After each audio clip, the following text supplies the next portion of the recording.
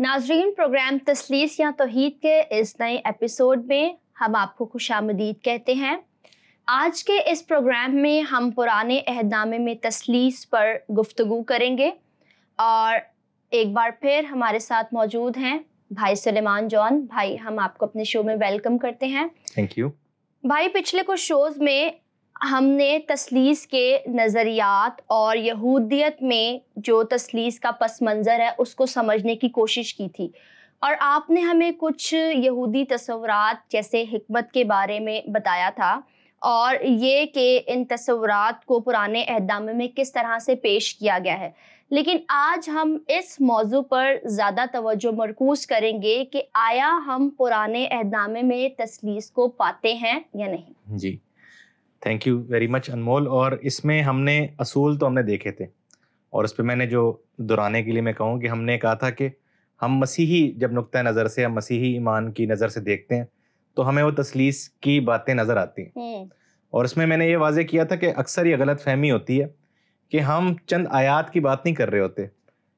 پورا پرانا عہد نامہ جو ہے وہ خداوند یسوع مسیح کی طرف اشارہ کرتا ہے، اور ہمارا ایمان یہ ہے کہ وہ ساری باتیں مسیح میں پوری ہوتی ہیں، بالخصوص وہ باتیں جو پرانے عہد نامے میں خدا کے لیے یعنی یہوہ خدا کے لیے کہی گئی ہیں۔ تو اگر آپ چاہیں تو آج کے ہم اس پروگرام میں ہم کچھ آیات کو دیکھ لیتے ہیں۔ جی بالکل، جو پچھلی ہم نے ایپیسوڈ کی تھی اس میں ہم نے دیکھا تھا کہ پرانے عہد نامے کی روشنی میں مسیحی عقائد کو بھی ہم نے سمجھنے کی کوشش کی تھی، اور آج میں چاہتی ہوں کہ اسی تعلق سے آپ چند ایک مخصوص مثالیں ہمیں فراہم کریں۔ جی بالکل، آپ نے صحیح بات کی ہے کہ ہم عقائد کو، بالخصوص جو تثلیث کا عقیدہ ہے اس کو ہم پرانے عہد نامے سے بھی اخذ کرتے ہیں۔ جی، اور انگریزی میں ایک لفظ استعمال ہوتا ہے پروف ٹیکسٹ۔ جی، پروف ٹیکسٹ کا مطلب یہ ہوتا ہے کہ جب ہم بائبل مقدس یا کسی بھی کتاب سے حوالے لے کر یا آیات کو لے کر کسی بات کو ثابت کرتے ہیں تو اسے کہتے ہیں پروف ٹیکسٹ۔ تھیولوجی کے اندر یہ الزام بھی لگایا جاتا ہے مسیحیوں پہ کہ آپ جو ہے وہ جوئش بائبل سے پروف ٹیکسٹ نکال لیتے ہیں اس کا پس منظر جانے بغیر۔ اچھا، یہی اعتراض ہم دیگر لوگوں پہ کرتے ہیں جو انجیل میں سے پروف ٹیکسٹ نکالتے ہیں اپنے عقائد ثابت کرنے کے لیے۔ لیکن یہاں پر بات پروف ٹیکسٹ کی نہیں ہے، میں کچھ تھیمز کو اجاگر کرنا چاہوں گا۔ اور پہلی جو بڑی تھیم ہے پرانے عہد نامے میں وہ یہ ہے کہ خدا کا ایک نام نہیں ہے۔ یہ سوچنے کی بات ہے، خدا کا ایک نام نہیں ہے بلکہ اس کے کئی نام ہیں، اور جو دو اس کے نام سب سے زیادہ لیے گئے ہیں عبرانی کے اندر وہ ہیں یہوہ، یاوے اور الوہیم، یعنی خدا جس کا ترجمہ کیا جاتا ہے الوہیم کا، اور خداوند یعنی یہوہ۔ تو کہیں نہ کہیں ہمیں سوچنے کی ضرورت ہے کہ اگر خدا ایک ہی ہے اور یہودی جو ہے وہ توحیدی مذہب ہے، بلکہ اتم درجے تک وہ توحید کو مانتے ہیں، تو خدا کے بھی پھر ایک سے زیادہ نام کیوں ہیں؟ آپ کو یاد ہوگا جب ہم توحید کے بنیادی اصولوں کو سیکھ رہے تھے تو ہم نے دیکھا کہ اس کے اندر ایک بنیادی چیلنج یہ آتا ہے کہ جیسے ہی آپ نے توحید میں مطلب خدا کی ایکائی سے آپ ہلکا سا بھی آگے بڑھے تو توحید کمپرومائز ہونا شروع ہو جاتی۔ لیکن پرانے عہد نامے میں ایک جگہ نہیں، ہزاروں جگہ خدا کے مختلف نام استعمال ہوئے ہیں، بالخصوص الوہیم یعنی خدا اور یہوہ یعنی خداوند۔ تو یہ ایک تھیم ہے پرانے عہد نامے کی، اور اس کو ہم تثلیث سے جوڑ سکتے ہیں کہ کیا خدا کے جو مختلف نام ہیں کیا وہ اس کے مختلف اقانیم کو بیان کرتے ہیں، اقنوم کو جو تثلیث کے ہیں؟ تو یہ بھی ایک سوال ہے، اس سے ہم بات کو شروع کر سکتے ہیں۔ جی، لیکن جب آپ ناموں کی بات کرتے ہیں الوہیم یعنی کہ خدا، یہوہ، خداوند، تو پھر کیا یہ ممکن نہیں ہے کہ یہ سب ایک خدا کے نام ہوں؟ دیکھیں، یہ ہے ایک خدا کے نام، اور مسیحی بھی ایک خدا کو ہی مانتے ہیں۔ جی، بنیادی جو تثلیثی عقیدہ ہے وہ یہ ہے کہ خدا ایک ہے لیکن اس کے ذات میں اقانیم ہے۔ ٹھیک ہے، انگریزی میں ہم کہتے ہیں کہ there are persons in God, یا there is multiple persons in God, 3 persons. جی، ٹھیک ہے، یہودی، مسلم اور دیگر توحیدی مذاہب جو ہیں وہ کہتے ہیں نہیں، خدا ہے بھی ایک اور اس کی ذات میں بھی ایک آئی ہے، کوئی پرسنز یا اقنوم نہیں ہے۔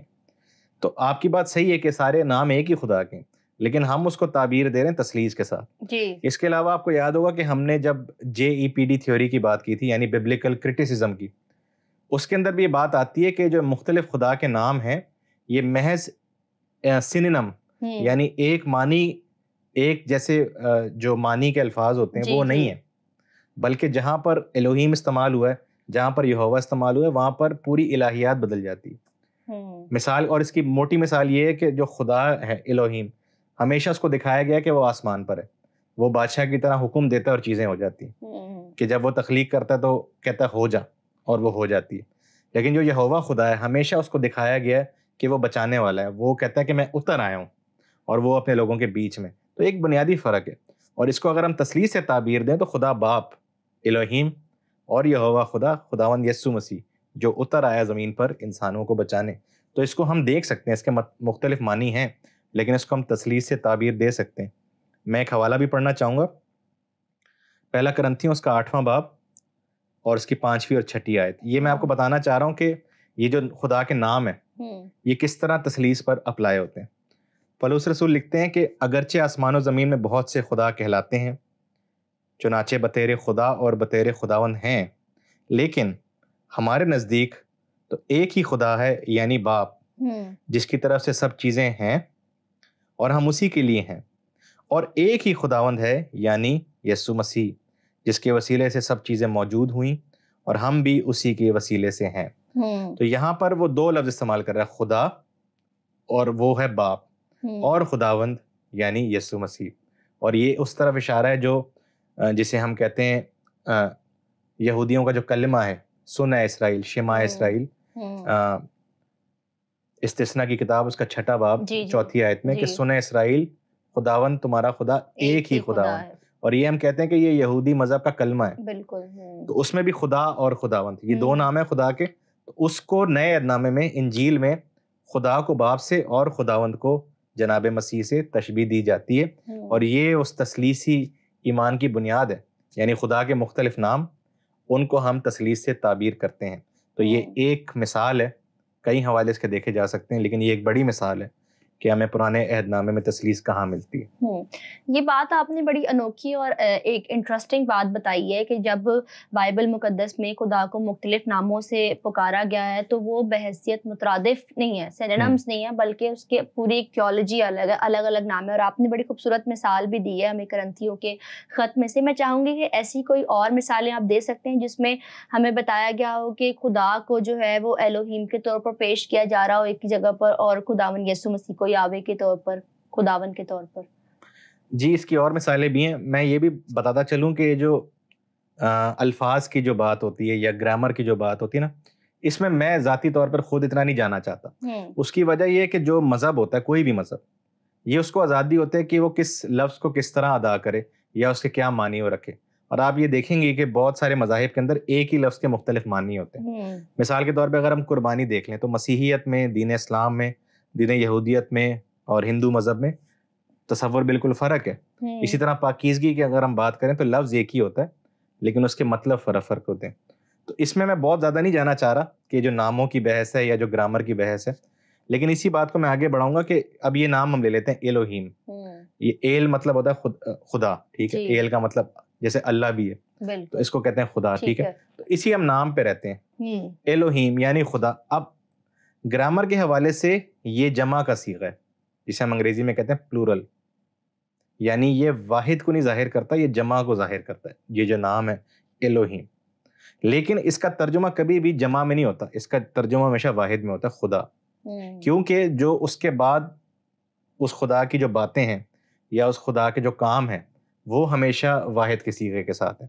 یہ تھوڑی کنفیوزنگ بات ہے, لیکن کہنے کا مقصد یہ کہ نام جو ہے گرامر کے حوالے سے وہ جمع کو ظاہر کرتا ہے, ایک سے زائد کو, لیکن جو اس کے کام ہے وہ ایک واحد یا ایک اکیلی ہستی کو ظاہر کرتے ہیں. اس کی میں مثال دیتا ہوں.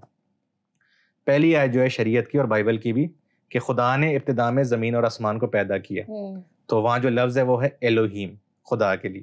اب یہ گرامر کے حوالے سے تو جمع کا صیغہ ہے, لیکن ہم کبھی یہ ترجمہ نہیں کرتے کہ ابتدا میں خداؤں نے زمین اور آسمان کو خلق کیا, کیونکہ جو خلق کا جو لفظ ہے یا بنانے کا جو لفظ ہے وہ واحد ہے, وہ سنگولر ہے. تو ایک طرف ملٹیپل یا پلورل کو ظاہر ہو رہا ہے, اور جب اس کا فعل آ رہا ہے ورب, وہ سنگولر کو ظاہر کرتا ہے. تو اس کے اندر بھی ہمیں تثلیث کی ایک جھلک ملتی ہے. جو مسیحی عقیدہ ہے کہ خدا ایک ہے لیکن اس کی ذات میں کئی پرسنز ہیں, تو وہ جو ناموں سے یا جو گرامر کی باتیں اس سے جھلکتا ہے کہ ہیں 3 لیکن بات ایک کی ہو رہی ہے. اس کی مثال ہمیں نئے عہد نامے میں ملتی ہے, متی 28ویں باب میں, جب خداوند یسوع مسیح کہتے ہیں کہ ان کو باپ, بیٹے اور روح القدس کے نام سے بپتسمہ دو. وہاں وہ یہ نہیں کہتے کہ ناموں سے بپتسمہ دو, تو نام ایک ہے اختیار ایک ہے لیکن ہیں تین. تو اسی طرح الوہیم کے اندر بھی ہے جمع کی بات لیکن اس کا ترجمہ ہمیشہ واحد ہوتا ہے کیونکہ خدا ایک ہے. لیکن یہ شاید امکان موجود ہو یہودی بائبل کے اندر بھی کہ اس کی ذات میں ایک سے زیادہ پرسن یا اقانیم موجود ہیں. تو یہ بھی ہمیں ایک مثال ملتی ہے پرانے عہد نامے سے. چونکہ ہم بات کر رہے ہیں پرانے عہد نامے کی اور آپ نے بڑی اچھی طریقے سے اس بات کو ڈیفائن بھی کیا ہے, لیکن پھر یہ بھی سوال پیدا ہوتا ہے کہ کیا پرانے عہد نامے میں کچھ ایسی مثالیں بھی ہمیں ملتی ہیں, جیسے کہ آپ بتا رہے ہیں کہ بہت ساری ایسے حوالے ہیں جس میں ہمیں بائبل, جیسے آپ نے پیدائش کی پہلے باب کی پہلی ہی آیت کو جو ہے بتایا کہ جس میں خدا کی بات کی گئی ہے, تو بحیثیت جو ورب دیکھا جائے تو وہ سنگولر ہے, ٹھیک ہے, اور ویسے دیکھا جائے تو جس کا نام ہے وہ پلورل ہے. لیکن پھر ایسا کوئی حوالہ, ایسی کوئی مثال ہمیں نظر آتی جس میں بائبل مقدس میں پرانے عہد نامے میں کوئی ایسی مثال جو خدا کے تینوں اقنوم کو ظاہر کرے؟ جی, اب آپ تھوڑا اور اس کو اسپیسیفک کر رہی ہیں کہ چلیں یہ تو ہم بات ثابت ہو گئی کہ یا ثابت نہیں بھی ہوئی لیکن ایک امکان ظاہر ہو گیا کہ خدا میں شاید ایک سے زیادہ اقنیم موجود ہوں. یہ اقنوم جو ہے نا, یہ مسیحیت کا خاص لفظ ہے, یہ میں نے کسی دوسرے مذہب میں نہیں دیکھا. تو ہم یہ نہیں کہہ سکتے کہ بائبل کے اندر خصوصی طور پہ جو شریعت ہے اس کے اندر کوئی ایسی آیت ہمیں ملے جس سے تین اقانیم ظاہر ہو, کیونکہ یہودی ان کو مانتے نہیں تھے. ہاں, لیکن یہ جو خدا کی آپ سمجھ لیں کہ ایک سہگانہ وحدت ہے. سہگانہ کا مطلب ہوتا ہے کہ تین, 3 سائیڈڈ, یا اس میں ٹرائی فولڈ جسے ہم انگریزی میں کہتے ہیں, کہ 3 کا عدد آتا ہے خدا کے نام کے ساتھ. اور میں اس کی 2 بڑی مثالیں آپ کو دینا چاہوں گا. ایک شریعت میں سے گنتی کی کتاب, اس کا 6 باب اور اس کی 22ویں آیت سے میں پڑھ رہا ہوں. اور یہاں لکھا ہے, اور خداوند نے موسیٰ سے کہا کہ ہارون اور اس کے بیٹوں سے یہ کہے کہ تم بنی اسرائیل کو اسی طرح دعا دیا کرنا. تم ان سے کہنا, خداوند تجھے برکت دے اور تجھے محفوظ رکھے. خداوند اپنا چہرہ تجھ پر جلوہ گر فرمائے اور تجھ پر مہربان ہو. خداوند اپنا چہرہ تیری طرف متوجہ کرے اور تجھے سلامتی بخشے. اسی طرح وہ میرے نام کو بنی اسرائیل پر رکھیں اور میں ان کو برکت بخشوں گا. آمین.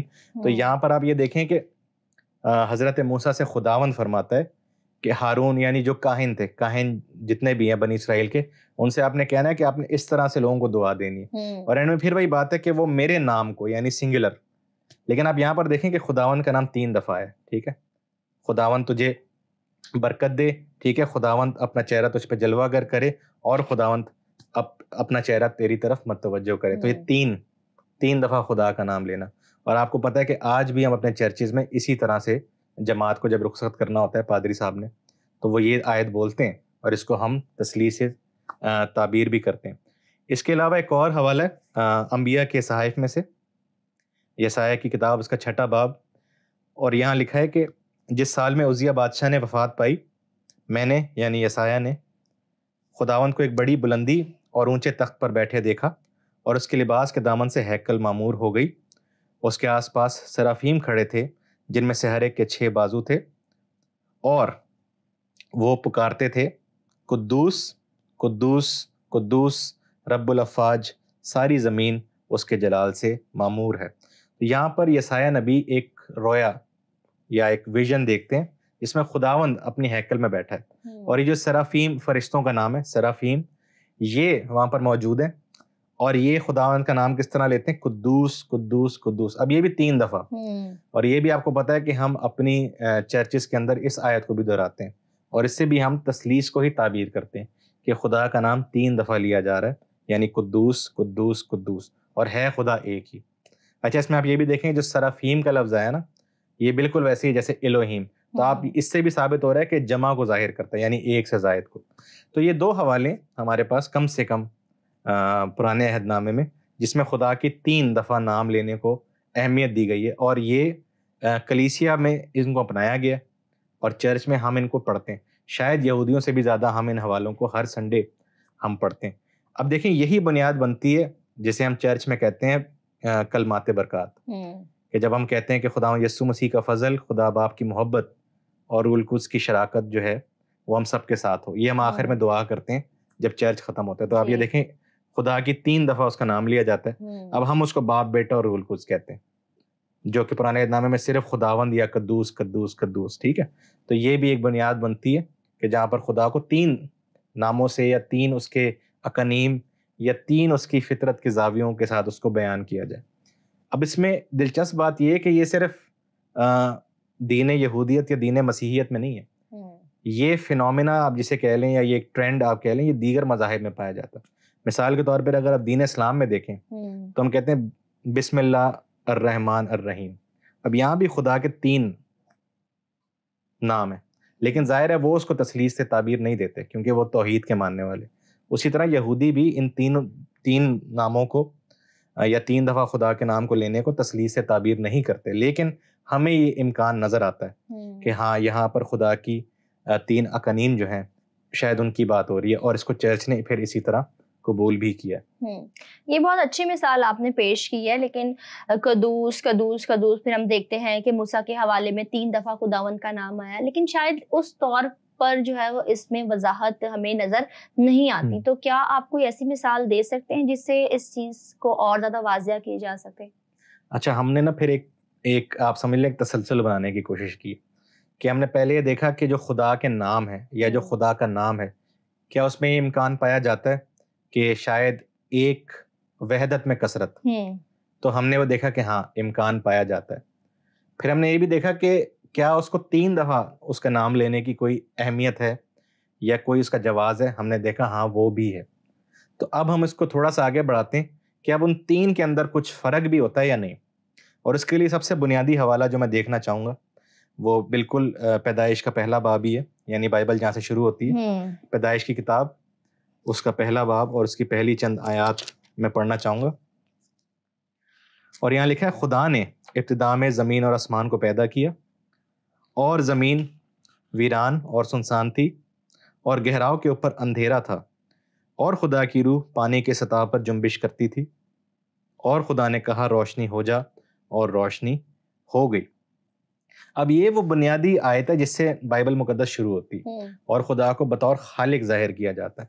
لیکن جب ان کو مسیحی نظروں سے ہم دیکھتے ہیں تو اس میں بھی ہمیں تثلیث کا بھید کہیں نہ کہیں نظر آتا ہے. مثال کے طور پر یہاں پہ لکھا ہے خدا نے زمین اور آسمان کو پیدا کیا. میں نے کہا یہاں پہ لفظ ہے الوہیم، جس سے ہم خدا باپ تصور کرتے ہیں. پھر یہاں لکھا ہے کہ جو خدا کی روح تھی وہ پانی کی سطح پر جنبش کر رہی تھی. اس سے ہم تعبیر لے سکتے ہیں پاک روح کی. اب اگرچہ یہاں پر ایک اور بات میں کہنا چاہوں گا، جو لفظ روح کے لیے عبرانی زبان میں رواخ، جسے ہم ترجمہ روح کرتے ہیں، تو اس کا مطلب ہوا بھی ہوتا ہے. تو کچھ ترجموں میں یہ بھی لکھا ہے کہ بہت تیز ہوا وہاں پر چل رہی تھی.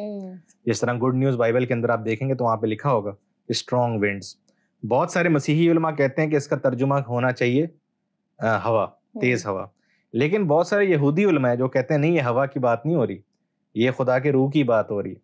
تو یہ امکان موجود ہے. تو خدا باپ موجود ہے، الوہیم، خدا کی روح موجود ہے.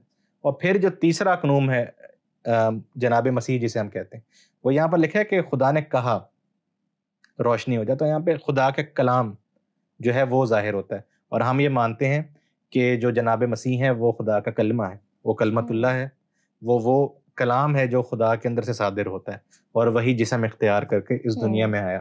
تو آپ یہ دیکھ سکتے ہیں کہ بائبل کی بالکل شروع کی آیات میں ہمیں یہ ملتا ہے کہ 3 جو ہیں وہ موجود ہیں، اور یہ زبردستی نہیں ہے. ٹھیک ہے، آپ یہ دیکھ سکتے ہیں کہ تسلسل وہ بن رہا ہے. بلکہ اگر آپ اسی باب میں آگے پڑھیں تو جب خلق انسان کی بات آتی ہے، پھر خدا نے کہا، یہ ہے 26ویں آیت، پھر خدا نے کہا ہم انسان کو اپنی صورت پر اپنی شبیہ کی مانند بنائیں.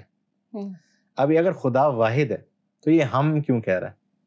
خداوند کہہ رہا ہے کہ ہم خود انسان. یہ ہم کون ہے؟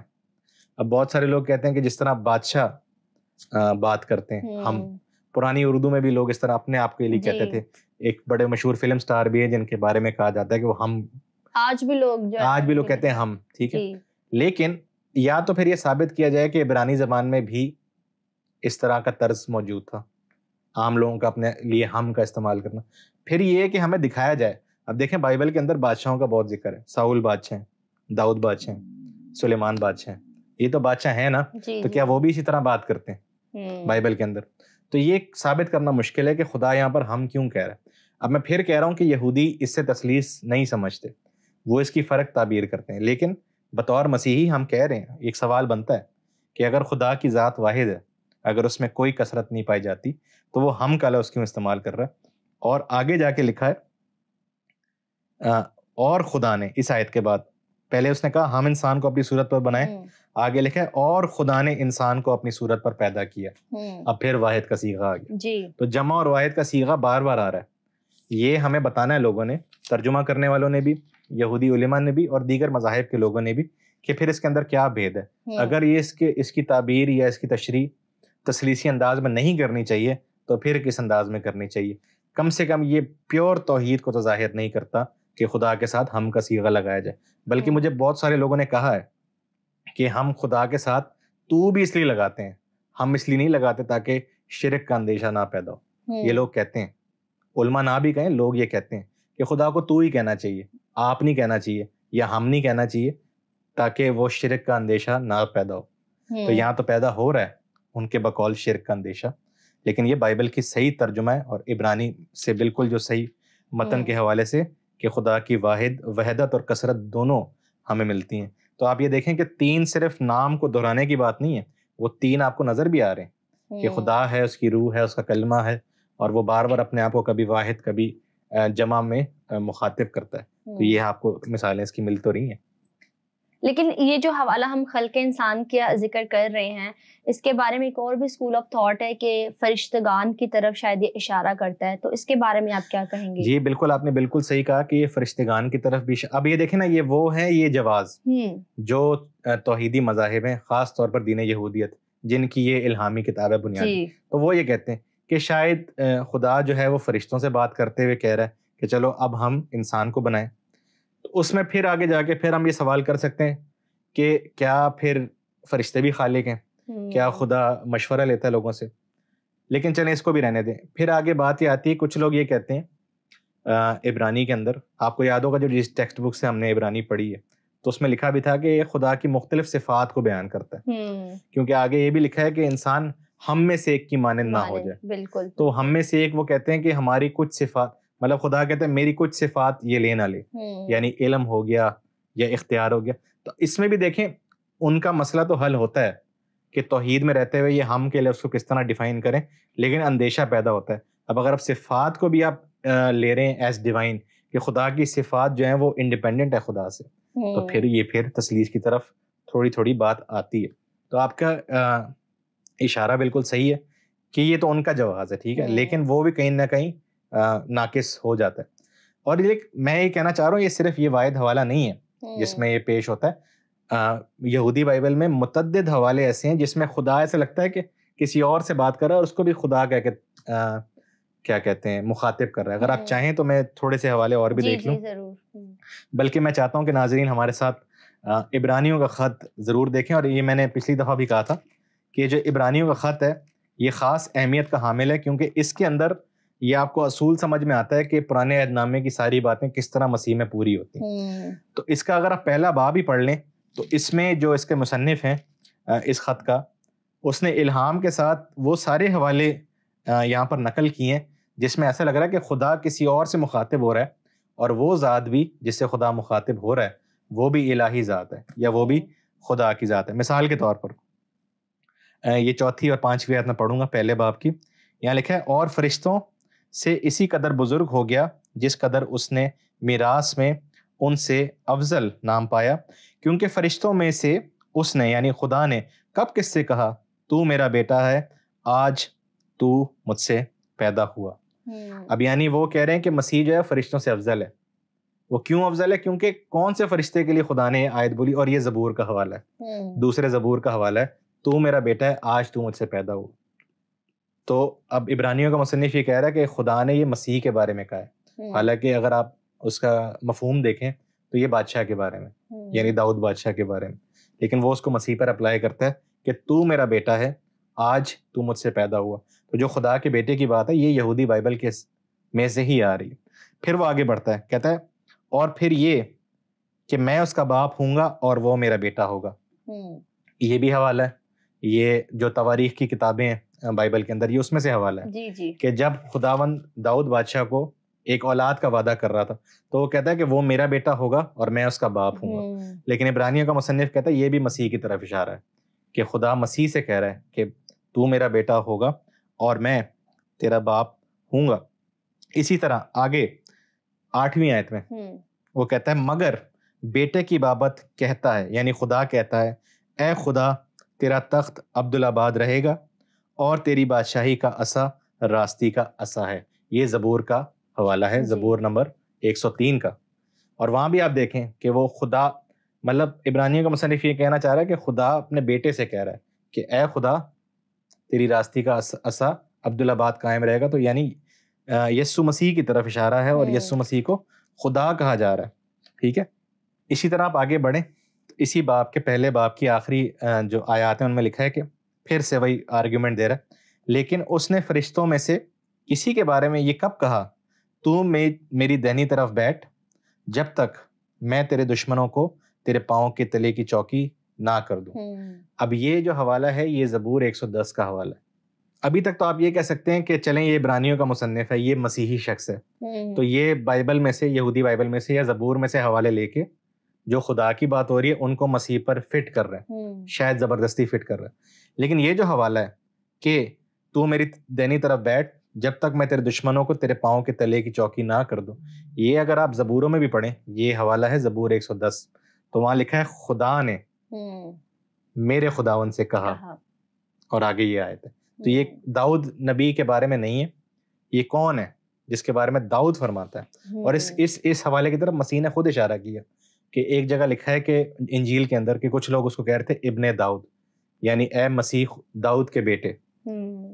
تو مسیح نے ان کو مڑ کر ان کو یہ جواب دیا کہ اگر میں ابن داؤد ہوں یا مسیحا جو ہے وہ ابن داؤد ہے, تو داؤد پھر یہ کس کی بات کر رہا ہے کہ خدا نے اپنے خداون سے کہا, وہ میری بات کر رہا ہے. یعنی الوہیم نے یہوہ سے کہا, باپ نے بیٹے سے کہا کہ تو میری دینی طرف بیٹھ.